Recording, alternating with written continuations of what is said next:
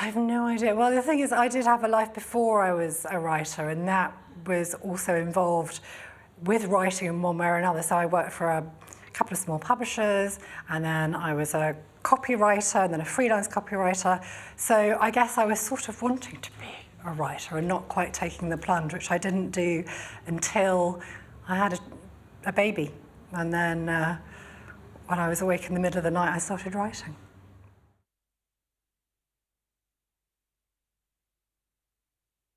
I do quite a lot of research for the novels, well, so far for every book I have, and that is always a fun part of it because it puts off that dreaded day when it's just you and the blank screen and the real hard work begins, which is putting away the research and closing up all those notebooks and inventing.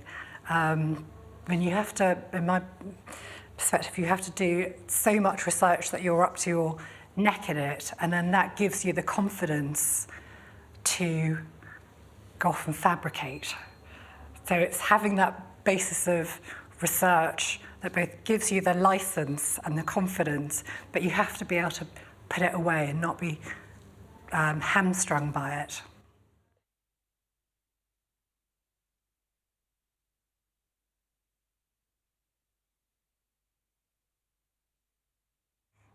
Well, I wish that I'd solved most of the problems within the first paragraph. That must be a delight.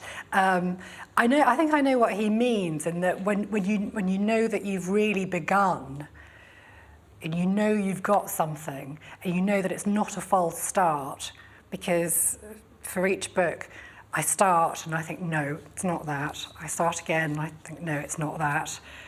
So I know what he means, in that once you know that you've got your beginning, that is a lot of the hard work done.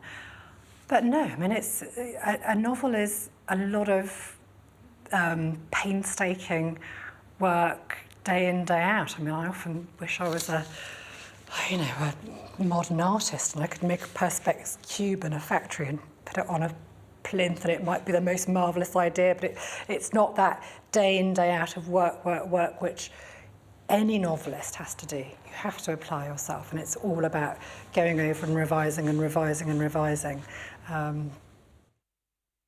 don't tend to work in drafts, as in finish a whole draft and then go back and restructure, but I revisit as I write. So I go back to each sentence time and time again. So by the time I've written the whole book, I've probably revisited every sentence, I don't know, 30 times? I don't know, a lot.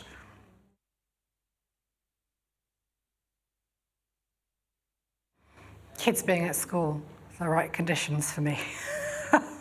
I'm very disciplined in that I have a certain amount of time in the day, and I can't remember who said it, but somebody said that writing is the application of the seat of the trousers to the seat of the chair, and it's true. You have to sit down and actually do it and not wander around thinking I'm about to get inspired. So I work when the kids are at school, I work when they've gone to bed if I'm in the middle of writing. I like to work in the bath. That's something, if I got a really knotty problem, I will get in the bath, because there's absolutely no chance of being distracted in there, but not with a laptop, because that would be a bit dangerous if it fell in. So I go back to writing longhand. The other thing is going for a walk and unravelling a problem that way. That helps. And I think writers' routines are actually important. I mean, we've got all sorts of weird things and rituals that we go through to start the working day or to get from A to B. Or maybe that's just me.